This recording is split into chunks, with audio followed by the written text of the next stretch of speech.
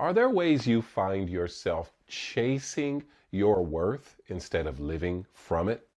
In all of my years of coaching, I have found people at various stages of this, and I've come to define it as the difference between living for and living from. I think we've all been there where we have been living for our identity, for our worth, for acceptance, or some sense that we belong.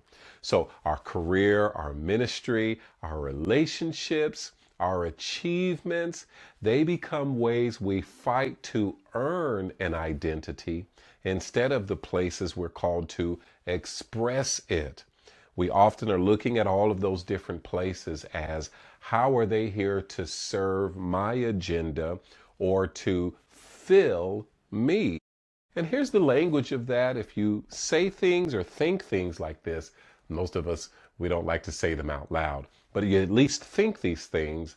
Here's how you'll know you're living for instead of living from. If I succeed, I matter. If they approve of me, I'm enough. If I can just get this, have this, wear this, drive this.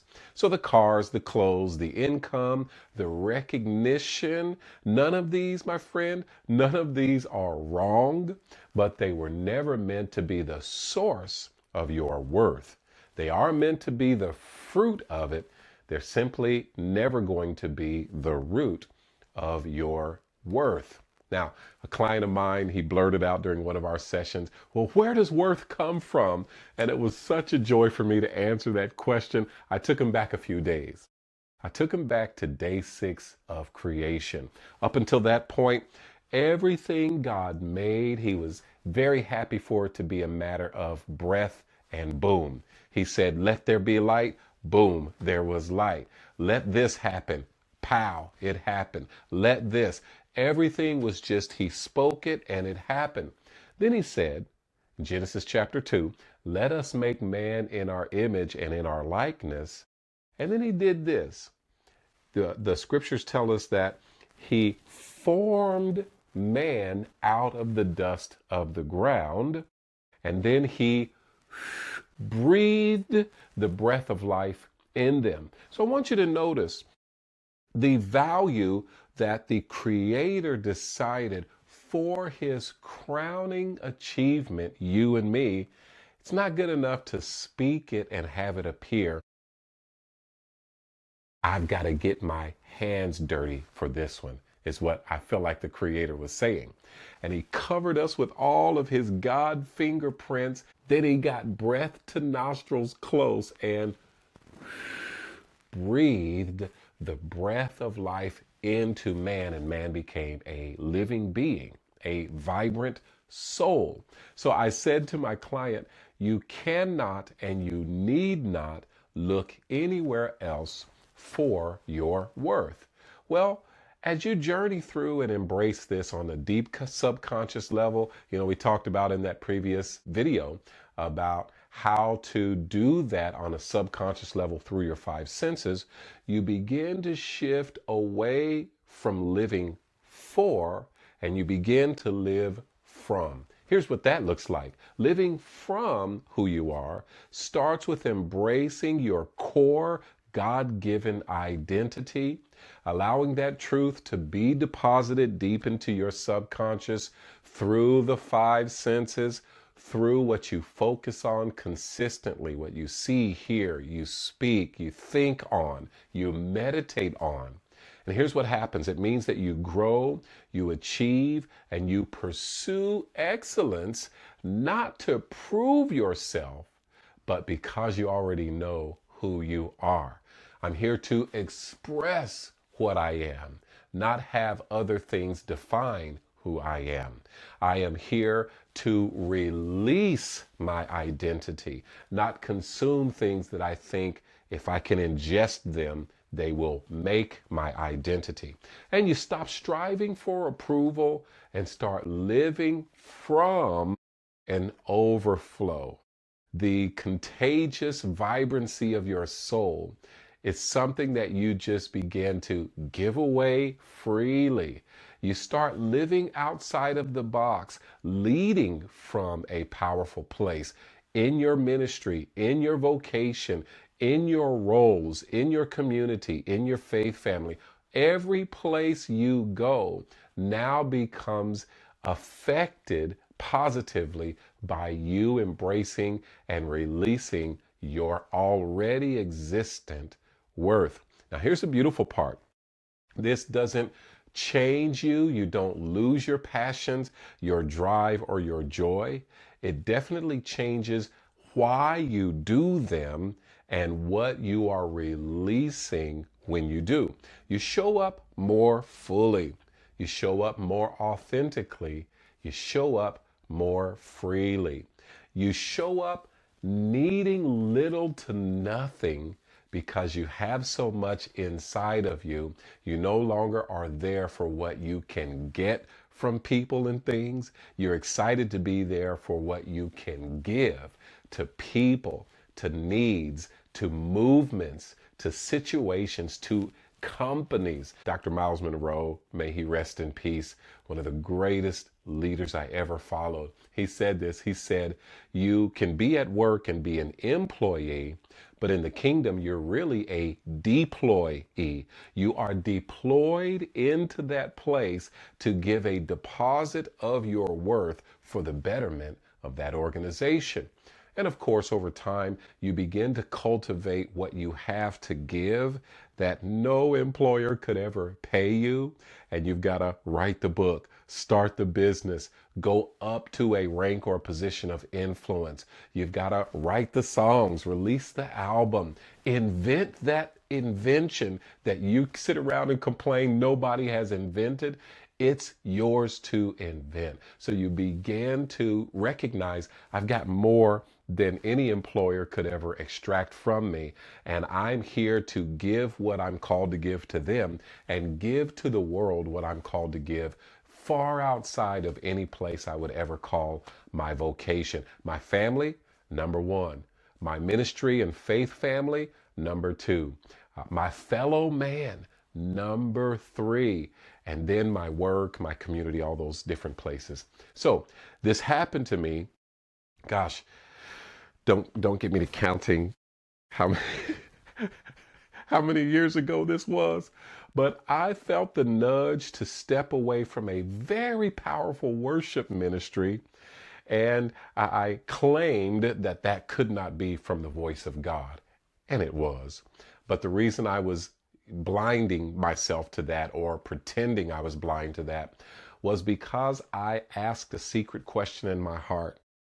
How will these people know me if I'm not screaming into this microphone up on this stage? So that was the real fear or resistance to stepping away from this powerful worship ministry. I was getting my identity from what I did, not from who I was. So I went through the very training that made me the transformational high performance coach that I get to be for clients around the world. The first thing I did when completing that certification was step down from that powerful worship team. 2 or 3 days later, my pastor came in and asked me to be the executive director of an international church network. Are you hearing me? My next was waiting for me to let go of my now. Now, I'm not saying you'd quit a job or walk away from something without wisdom, but it's a faith move when you feel called and when you know there's a next. And in order to step into it, I have to let go of now. Now, at the moment I was considering it, it felt like a loss. The more I embraced my true worth and identity, it was not a loss. It was so easy to step away. I enjoy worship. I'm kind of back on a worship team now, and it's fine, but it's never going to define me. I'm there to give my musical gift to my fellow worship team and the congregation at large. I'm not there to get my identity from it.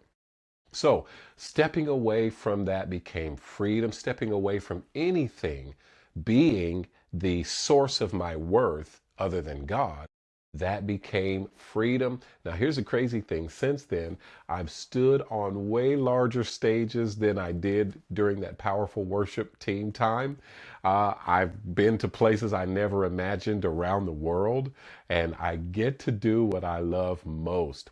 And the difference isn't what I do. The difference is that I do it from who I am, not for who I hope to be or what I hope to see or believe about myself. So, huge difference. I want you to just take an assessment within your own heart. How much am I living my life from who I am? Or how much am I living my life still for who I am? Where might you be performing for your worth instead of living from it? Where might there be an opportunity for healing, for freedom, for deeper alignment so that you can express this greatness that only you are in the earth? There was never one of you before you. There will never be another one of you after you leave this earth. So get curious, get gut level honest. If you notice, that was my situation. I had to get honest and say, no, this is not the devil. This is not some half-brain scheme. This is a divine invitation for me to step down from this worship team. It was a tremendous opportunity for me to grow, to step into, if you saw the video, you remember, I am worthy, I belong, I am capable. Those affirmations, those things that were true about me, I am accepted. Those things that were true about me all along, I was able to embrace them and let go of the things that I thought defined me. So now here's what you want to remember. You don't have to earn your identity. It's God-given, and it was already given. So get curious about that. Be honest with yourself in these areas and enjoy the journey, the navigating away from a life living for and embracing and immersing yourself into a life living from, and enjoy your wonderful relationship with you along the way. All right, I'm here if you need some help. Drop a comment. Let me know what you're letting go of so you can live more fully from who you are. Let me know what you're embracing in order to do that. I want to see the comments. I want to see how you're challenged in this area. And I can't wait to hear the stories, the freedom, the breakthroughs, the amazing transformations that happen when you accept this challenge, step into it, and come away with a deeper sense of self, a greater self relationship. It's one of my favorite things I help people do is transform their relationship with themselves. And I'm going to keep serving you this way because this is what I'm made to do. And this is how I live from who I am. I want the same for every person I encounter on this planet. And that makes you one of them. And I can't wait for you to live more fully alive as well. I'll see you in the next time.